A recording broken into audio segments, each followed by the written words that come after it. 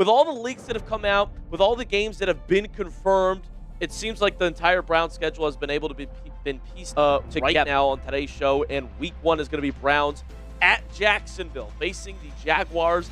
Not the easiest matchup for the Cleveland Browns to start with, but week 1, things are always weird. Why do I feel like the Cleveland Browns are going to win that one? That's right. Maybe I'm just... The Cleveland Browns 2026 schedule is finally coming into focus, and this leak gives fans exactly what they wanted. Dates, opponents, storylines, and a real chance to start mapping out the season before the official dust even settles. And the first thing that jumps off the page is this schedule does not ease Cleveland in slowly. The Browns open with 2 straight road games in Florida, then come home, then immediately get thrown into a primetime AFC North fight against Pittsburgh. So if anybody thought this season was going to start quietly, forget it. The Browns are going to find out very quickly what this new era under Todd Monken actually looks like. The leaked schedule has Cleveland opening week 1 at Jacksonville, then week 2 at Tampa Bay, week 3 home against Carolina, and week 4 home against the Steelers on Thursday Night Football. The Browns' official schedule page also confirms that opening run. At Jaguars on September 13, at Buccaneers on September 20, home against the Panthers on September 27, and home against Pittsburgh on October 1 in the Browns' lone confirmed primetime game. That is a fascinating first month because it gives you everything. A tough AFC road opener, the Baker Mayfield storyline, a winnable home game, then a divisional test under the lights. We'll see all the rookies on the field next week with the veterans. Here's the part nobody is talking about. The Browns can't afford to figure it out slowly this year. That first month could set the whole tone. Jacksonville on the road is not a soft opener. Week 1 is always weird, and new-look teams can either catch fire early or look completely lost. Then Tampa Bay in week 2 brings Baker Mayfield back into the Browns conversation again.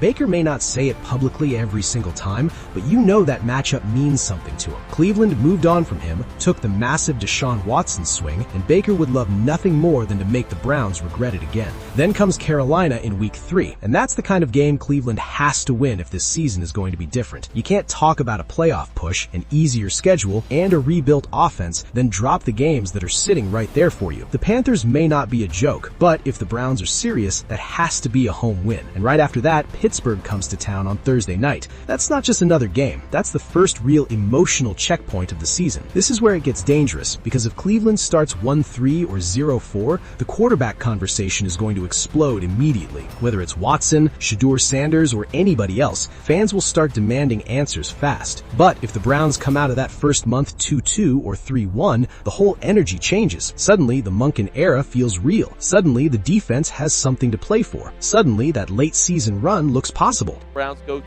Tennessee to take on the Titans once again this year, as well as the Steelers in Pittsburgh in week 8.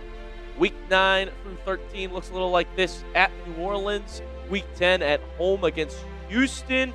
I believe Shedeur will be starting by then, but... Weeks 5 through 8 are also loaded with AFC storylines. The Browns go to the Jets in week 5, host Baltimore in week 6, travel to Tennessee in week 7, then go to Pittsburgh in week 8. That is where we start learning whether Cleveland can stack wins outside the division and survive the division at the same time. The Jets and Titans are games fans will circle as winnable, but they cannot be treated like easy wins. The NFL punishes teams that look ahead, and Cleveland has been guilty of that before. The Ravens game in week 6 might be one of the biggest games on the schedule. Todd Monken facing Baltimore is a built-in storyline, and it comes early enough that both teams should still be establishing their identity. If Monken's offense looks sharp against his former team, that will be a statement. If Baltimore shuts it down, people will start questioning whether the Browns' offensive changes were overhyped. That game is not just Browns versus Ravens. It's a measuring stick for the entire coaching transition. The Tennessee game is sneaky interesting too.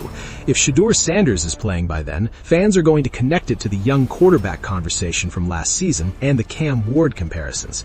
The Browns had emotional moments tied to Tennessee before, especially with late-game decision-making and how the offense handled pressure. If Monken gets a chance to draw up a late-game play with Shedeur at the center of it, that game could carry more meaning than people expect. I think Cincinnati just need a little bit of defense, and I think they can play with anybody. I think they're the Dallas Cowboys of the AFC. Then week 8 at Pittsburgh is brutal because playing the Steelers on the road is never clean. It does not matter how good or bad Pittsburgh looks on paper. Those games are ugly, physical, weird, and usually decided by mistakes. Cleveland already gets them at home on Thursday night in week 4, then has to go into Pittsburgh a month later. That means 2 Steelers games before November, and the Browns better be ready because those are division games that can swing the entire their AFC North race. After that, the middle stretch gives Cleveland a chance to breathe and build. Week 9 is New Orleans, Week 10 is Houston at home, Week 11 is the bye, and Week 12 is Las Vegas at home. That bye lands at a pretty good time because the Browns will have already played 2 Steelers games, 1 Ravens game, multiple road games, and several emotionally loaded matchups. The Houston game is one of the most interesting games on the schedule because of all the connections. Deshaun Watson's Texans history will always follow this matchup if he's involved. CJ Stroud has Ohio State roots, the Browns and Texans have had trade connections, and if Shedeur is starting by Week 10, it becomes a different kind of test. Young quarterback trying to beat a team with real AFC credibility. Either way, that game is going to tell us something. The Raiders game after the bye is one Cleveland has to take advantage of. If you want to be a playoff team, you come off a bye at home and handle business. No excuses, no slow start, no sloppy first half. That is exactly where Monken has to show the difference from past Browns offenses. Good coaching staffs use the bye to adjust, self-scout, and attack weaknesses. If Cleveland comes out of the bye flat, fans will not be patient. This is where young players usually make a mistake. They see the back half of the schedule and start counting wins before earning them. The Raiders, Giants, Jets, Titans, and Panthers may look manageable on paper, but paper doesn't block, tackle, or protect the football. The Browns still have to execute. They still have to avoid turnovers. They still have to finish drives. The moment a young team starts believing the schedule is easy, that is when it gets embarrassed. Weeks 13 through 18 are where the season becomes a real test. Week 13 brings Cincinnati to Cleveland. Week 14 is Atlanta in Cleveland, and that might be the most emotional home game on the entire schedule because Kevin Stefanski returns with Atlanta. Must-watch Browns content is guaranteed. Week 15 sends the Browns to the Giants. Week 16 sends them to Baltimore. Week 17 brings Indianapolis to Cleveland, and Week 18 ends the season at Cincinnati. That Falcons game is going to be must-watch Browns content. Stefanski returning to Cleveland with Atlanta is the kind of storyline fans will not ignore. Every play call will get judged. Every 3-and-out will get mocked. Every successful Monken drive will be compared to the old offense. It may not be a national headline for casual fans, but inside Cleveland, that game is personal. It is a referendum on why the Browns changed direction. And then the final 3 weeks are not friendly. At Baltimore, home against Indianapolis, at Cincinnati. That is a real closing stretch. If Cleveland is in the playoff hunt, those games will carry massive pressure. Baltimore on the road late in the year is always difficult. Cincinnati in Week 18 could decide playoff positioning or even knock one team out. If the Browns want to be taken seriously, they cannot enter December needing miracles. They need to have enough wins stacked before that final stretch arrives. The good news is Cleveland only has one primetime game, and while some fans may take that as disrespect, it could actually help. Most of the schedule is 1 p.m. football, simple routine, less national noise, less weird rest disadvantage, less travel chaos. The Browns also avoided international games while other AFC North teams have extra travel complications. That matters. Cleveland is projected to have one of the lowest travel mile totals in the league. That travel advantage should not be ignored. No West Coast trip,